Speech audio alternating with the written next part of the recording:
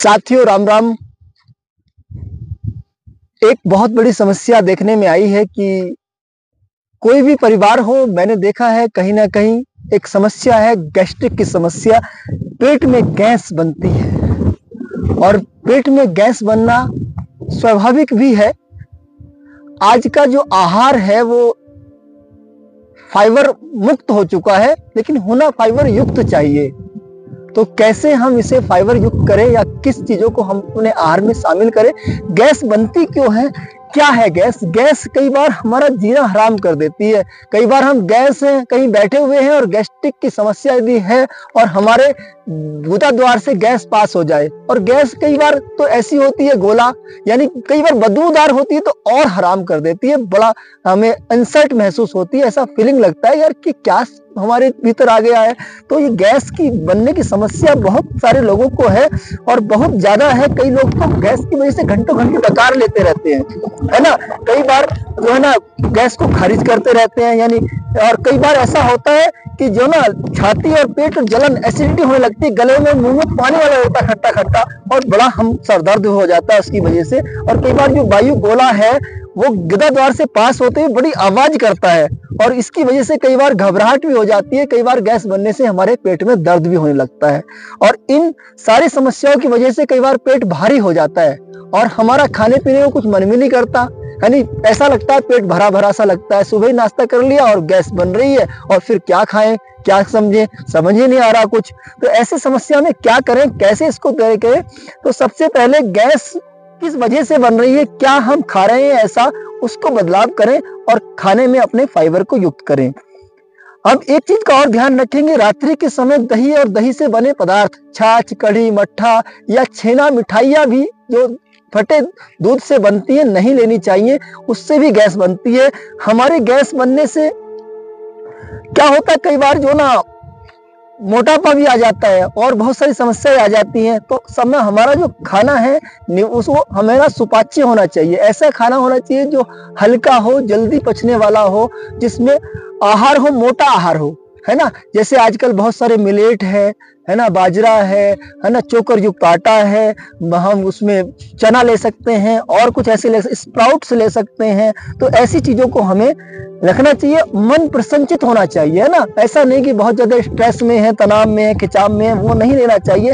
और मैं चलिए आपको योग की तरफ ले चलता हूँ कि योग के माध्यम से हम गैस से कैसे ठीक कर सकते हैं। तो आज मैं कुछ आसन आपको बताऊंगा जिनके माध्यम से हम अपने गैस को ठीक कर सकते हैं। कौन कौन से आसन होने चाहिए, कब क्या प्राणायाम होने चाहिए, आज एक एक करके समझते हैं। तो चलिए आसनों की तरफ आते हैं। आसनों की तरफ सबसे पहले हम अपने आप को किसी भी आरामदायक स्थिति के साथ कनेक्ट कर लेंगे, बैठ जाएंगे। तो पहला आसन हम करेंगे श्वासों के साथ कनेक्ट होते हुए, दोनों हाथों को लाएंगे ऊपर, श्वास भरेंगे और धीरे धीरे आ जाएंगे नीचे पश्चिमोत्तान में। ये भी हमारे पेट की गैस को बाहर निकाल देता है और शरीर में एक ऊर्जा भरता है। सर्दी के मौसम में भी इस अभ्यास को हम करें तो ये गर्मी ला देता है। गर्मी के मौसम में भी करें तो ये लचीलापन बढ़ाता है। हाथ ऊपर, एक बार और दोनों हाथों को आगे लाएंगे। जितना यदि आपके हाथ आगे आ रहे हैं तो बहुत अच्छा है, नहीं आ रहे हैं तो अपने अंगूठे से अंगुली को पकड़िए और ऐसे एल्बो को बाहर खोल दीजिए, अपनी ललाट को लगा दीजिए। श्वास भीतर, इनहेल एंड एक्सहेल। चलिए, एक बहुत ही अच्छा अभ्यास है वक्रासन, पेट की गैस को दूर करने के लिए अच्छा है। राइट पैर को लेफ्ट घुटने के बराबर में रखेंगे, श्वास भीतर भरेंगे, अपने लेफ्ट हैंड को लाएंगे क्रॉस करते, पीछे हाथ को कमर पे ले जाएंगे, ट्विस्ट कर देंगे, बैक साइड देखेंगे, श्वासों के साथ बाहर। अगले 1 मिनट जरूर रुके, नॉर्मल ब्रीथिंग, श्वास भीतर। इसी अभ्यास को हम अपने दूसरे पैर से भी करेंगे। सीधा करेंगे, हाथ का सपोर्ट लें जंघा पर, राइट एल्बो को लेफ्ट घुटने के क्रॉस कर दें, एंकल को पकड़ लें, श्वास भीतर, कमर सीधी, पीछे ट्विस्ट कर दें।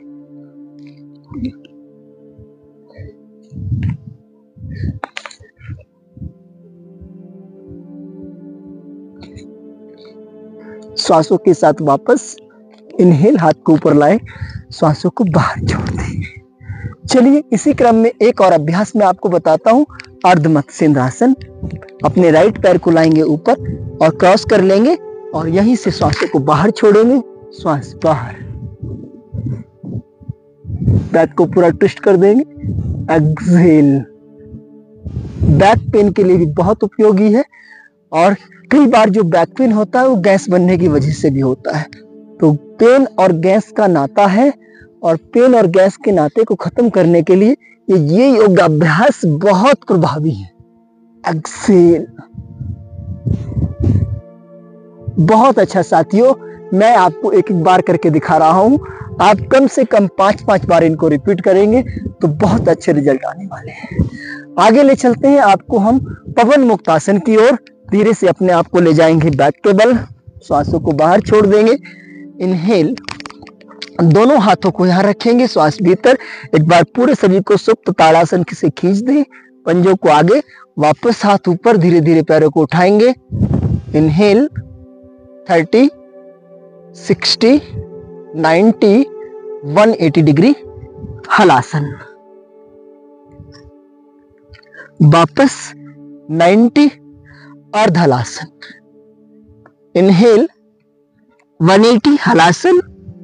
इनहेल सर्वांगासन, सभी आसनों का राजा। स्लोली हलासन। एक्सहेल। इनहेल अर्ध हलासन। एक्सहेल पवन मुक्तासन। आपको एक आसन के साथ मैंने कई आसन बताए, आप इनको जरूर करें। अच्छे से लॉक करेंगे पैरों को। आपकी जंघा मोटी है तो ऐसे लॉक कर लीजिए, बहुत ज्यादा मोटी है तो यहां से लॉक कर लीजिए, पतली है तो यहां से कर लीजिए और ऐसे अपने चिन को लगा लीजिए। रोल करेंगे। सर्वाइकल है तो गर्दन को सीधा रखेंगे, अन्यथा अपने विशेषज्ञ की सलाह लेकर जरूर करें। आपको हमारी कंसल्ट की आवश्यकता है तो हम तैयार हैं। दाएं बाएं दोनों तरफ है ना। हेड डाउन कर लेंगे। जब दाएं बाएं करेंगे रिलैक्स। वापस आते समय पैर ऊपर और धीरे धीरे नीचे। दिस इज पवन मुक्तासन, बहुत इफेक्टिव है। अगला अभ्यास नौकासन का करने जा रहे हैं। दोनों हाथ जंघा पर, श्वास भीतर। इनहेल।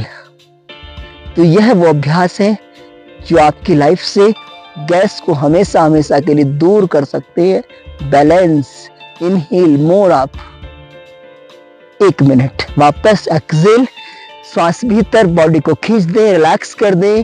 धीरे से आ जाएंगे पेट के बल। आ जाइए, आप भी इधर आ जाएंगे।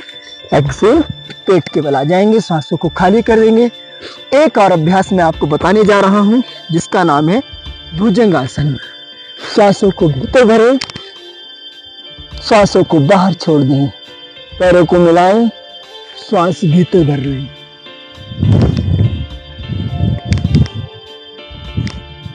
स्लोली वापस exhale. Inhale. Exhale down. Elbow down रखेंगे। सही प्रकार से, सही तरीके से किया गया अभ्यास आपके रिजल्ट में चमत्कारिक प्रभाव ला सकता है। श्वास बाहर। अगला अभ्यास श्वास भीतर। Slowly go back. एक्सहेल। जाएंगे घुटनों पर, आ जाएंगे वज्रासन में। तो वज्रासन भी अपने आप में एक बहुत महत्वपूर्ण अभ्यास है जिसको आप भोजन के बाद, भोजन के पहले कभी भी कर सकते हैं। और यदि रात्रि का भोजन देर से किया है और आप बाहर नहीं जा सकते हैं, मेरी तो सलाह है कि आप रात्रि का भोजन 8 बजे से पहले पहले कर लें। और यदि आपको कोई विलंब हो जाता है, देर हो जाती है, तो कम से कम 10 मिनट इस वज्रासन में जरूर बैठें और अपनी शयन कक्ष की तरफ चले जाएं और सो जाएं। मेरा ये वीडियो कैसा लगा? बहुत लंबा हो जाता है क्योंकि योग विषय ही ऐसा है। आप पूरा वीडियो देखेंगे तो आपको चमत्कारिक और सीखने के लिए लाभ मिलेगा और करिएगा। बिल्कुल देखिएगा, लाइक कमेंट कीजिएगा। मैं आपकी प्रतीक्षा में हूँ और आप मेरी सलाह भी ले सकते हैं। निःशुल्क उपलब्ध हूँ आपके लिए। हरि ओम तत्सत।